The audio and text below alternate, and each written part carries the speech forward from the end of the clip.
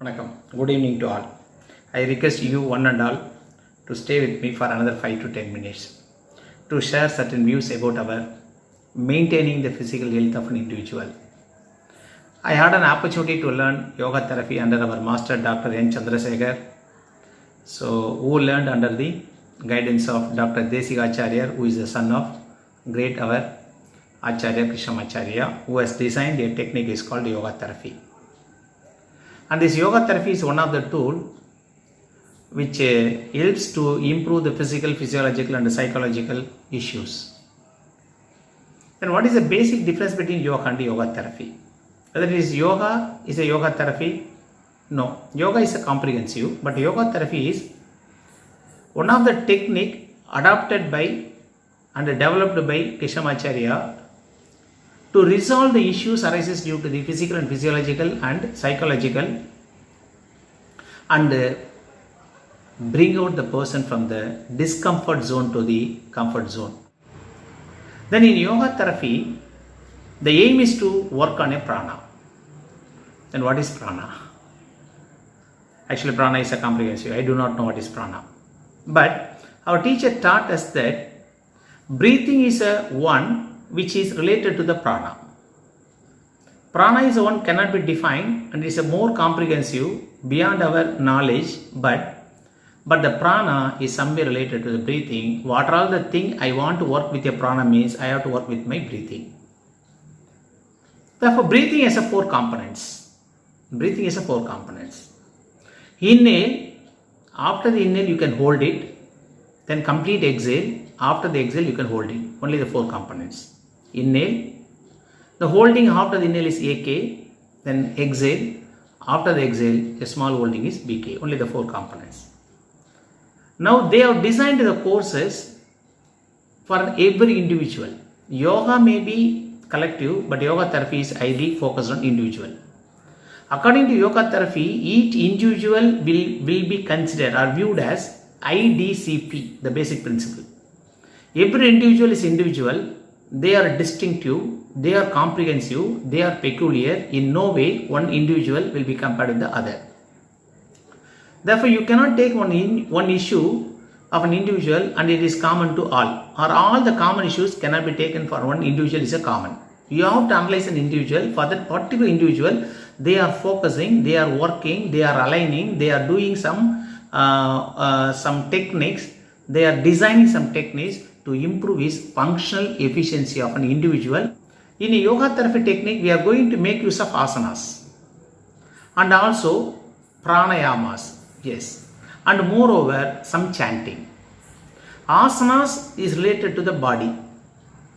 Then breathing, pranayamas was related to the physiological system, and this chanting of mantras will be related to the psychological issues. All the three will be properly used in an appropriate way so that a person will be seen as a person. If you come with any problem means it cannot be just simply seen as it is due to physical or physiological or psychological. It will be comprehensive. Therefore, they are working in all the ways. They are working with the asanas, they are working with the breathing, they are working with the proper chanting. That is physical, physiological and psychological. Comprehensively, they are designing such a designed course is called yoga therapy. Okay. Then first of all, regarding asanas. Suppose which asana is suitable, it all depends upon the individual. Then first of all, what is asana? According to the Yoga Sutra, asana is defined as Sukham Sthiram is asana.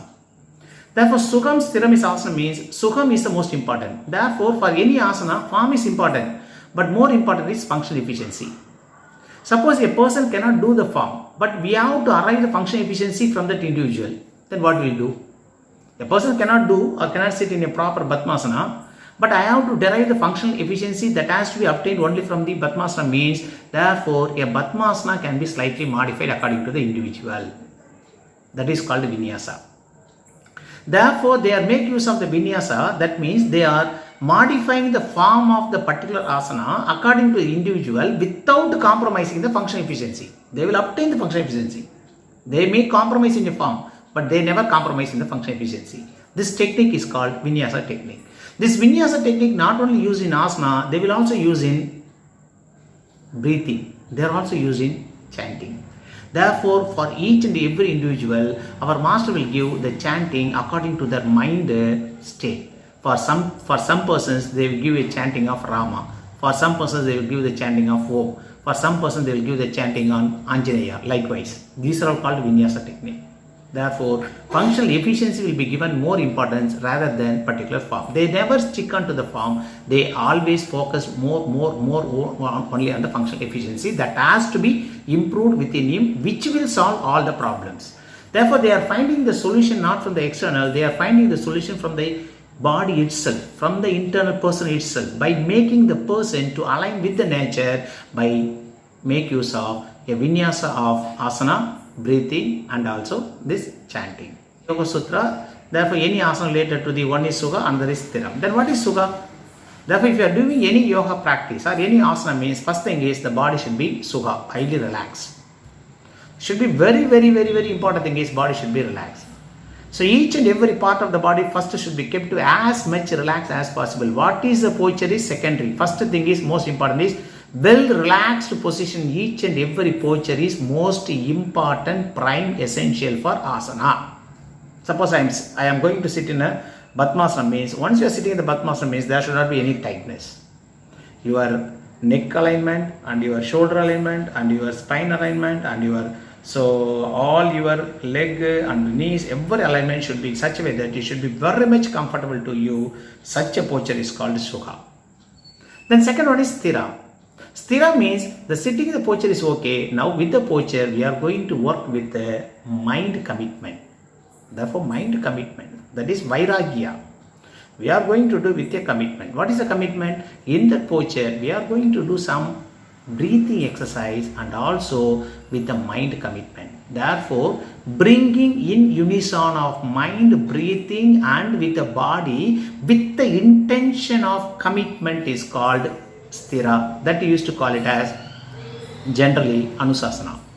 No one can improve your health rather than your commitment to improve your health. Your commitment to improve your health will depends on how you are committing to work on your body, on your breathing and on your mind. All these three collectively will be, you are calling it as working with a proper vinyasa. You used to call it as yoga therapy.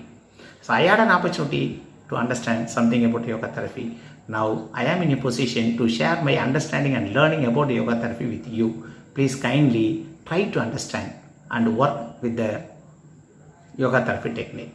So in the next session, I am going to take each and every one asana. For example, if I am taking Apanasana, means this Apanasana itself is having a lot of modification with respect to posture, lot of variation, modification with respect to breathing, lot of modification with respect to chanting. Therefore, simple Apanasana for a particular asana, Vinyasa for asana, Vinyasa for breathing, Vinyasa for chanting, all are collectively will be called as a technique yoga therapy. Certainly, I hope this yoga therapy will help your personal health, not only in body, not only in physiological system and also your psychological level.